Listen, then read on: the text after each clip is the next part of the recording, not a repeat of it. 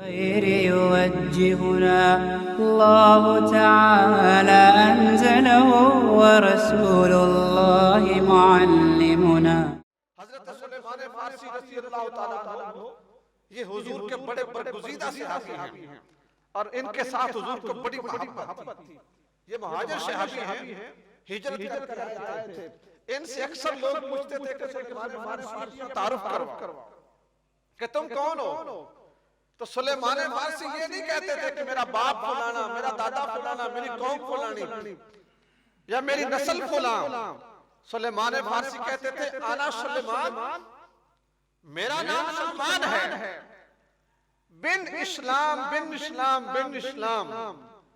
मैं सुलेमान हूँ, मैं इस्लाम का बेटा हूँ, मेरा बाप इस्लाम का बेटा है, मेरा दादा इस्लाम का बेटा है, मेरी नस्ल इस्लाम की नौकर है, इस्लाम के अलावा मेरी कोई शनाख्त नहीं है।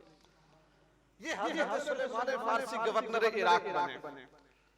जब इराक के गवर्नर बने तो जो गवर्नर होता है उसने जहां अपने इंटरनल मामलात चलाने होते हैं अपने इलाके के, वहीं उसको कुछ बैरूनी मामलात भी चलाने पड़ते हैं। बाहर के लोगों से मिलना, उनके साथ मुलाकात करनी, उनके साथ गुफ्तगू करनी, उनके साथ मीटिंग करना, उनके साथ चीजें शेयर करना, 100 मामलात होते हैं। हजरत सुलेमान फारसी जब गवर्नर इराक थे तो इनको मिलने के लिए रूम से एक लश्कर आया, मुल्क रूम से। रूम का उस वक्त बड़ा तोती बोलता था, बड़ा मशहूर मारूफ उसका बादशाह था, इलाका बड़ा मशहूर मारूफ था, बड़ा उसका नाम था।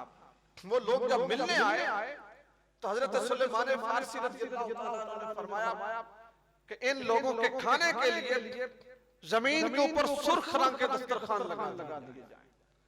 अब दोस्तों ने कहा हुजूर ये बड़े दूर से वफद आ रहा है, वहां की तहजीब ऐसी है, वहां की सकाफत ऐसी है, वहां के लोगों का बूतोबाश ऐसा है, चाल चलन ऐसा है।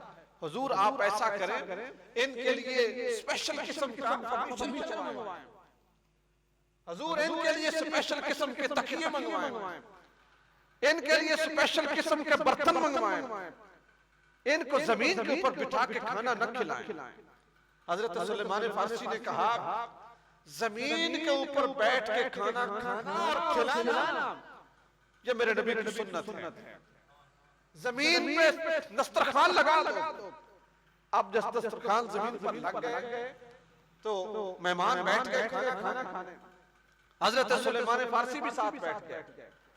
खाना खाते हुए सुलेमान फारसी के हाथ से कुछ खाने के टुकड़े या लुकमा जमीन के ऊपर गिरा। ध्यान से सुनिए बात, जमीन क्या थी? दस्तरखान था, दस्तरखान के ऊपर वो टुकड़ा गिरा। हजरत सुलेमान फारसी ने बड़े आराम और बड़ी को उठाया और फिर अपने मुंह में रख लिया। जब मुंह में रख के खाने लगे तो जो साथ संगी बैठा था, साथ जो दोस्त बैठे थे, आपकी रियाया में से या आपके मुज़रा में से या मशीरों में से, उसने आपको कोनी मारी, कोनी से इशारा किया कि हुजूर इतने बड़े मेहमान आए हुए हैं और वफद आया हुआ है, आप इनके दरमियान जमीन से खाना उठा के खा रहे हैं, ये लोग क्या कहेंगे जाके कि मुसलमानों को खाना नहीं आता, इन्हें खाने के तरीके नहीं आते, ये ऐसे लोग हैं जमीन पे गिरा हुआ उठा के खा लेते हैं, आप ऐसा ना करें। सुनिए हजरत सुलेमान फारसी क्या फरमा रहे हैं।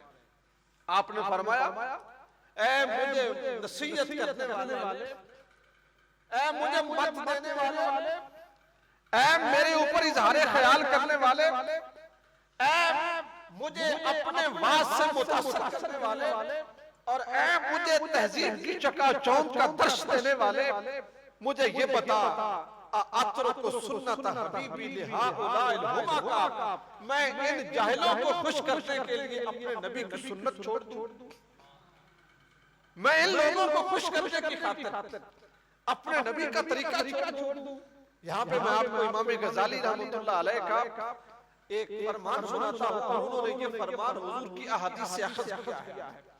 इमाम साहब फरमाते हैं कि जिस शख्स को ये ख्वाहिश हो कि मेरे घर में औलाद खूबसूरत हो, हर बंदे की ये ख्वाहिश होती है औलाद खूबसूरत हो, और अल्लाह जो भी औलाद दे ये तो उसकी कोई माँ से पूछे या उसके कोई बाप से पूछे कि ये खूबसूरत है या नहीं है। ये खूबसूरती और बदसूरती तो जमाने के लिए होती है। जिसके घर में बेटी बेटा पैदा है वो बेटी हो तो फिर भी आंख का तारा होती है, बेटा हो तो फिर भी आंख का तारा होता है। ये तो खूबसूरती जमाने के दर्जे है। जमाने वाले कहते हैं किसी का खूबसूरत किसी का नहीं। माँ बाप ने कभी किसी औलाद खूबसूरत बदसूरत नहीं कहा। लेकिन इमाम साहब फरमाते हैं अगर किसी बंदे को ये ख्वाहिश हो कि मेरी औलाद खूबसूरत हो तो वो क्या करे? फरमाया वो जमीन के ऊपर गिरे हुए रोटी के टुकड़ों को साफ करके उठा के खा लिया करे, अल्लाह की जात उसे औलाद खूबसूरत अता फरमाएगा, उसे औलाद खूबसूरत अता फरमाएगा। خير يوجهنا الله تعالى أنزله ورسول الله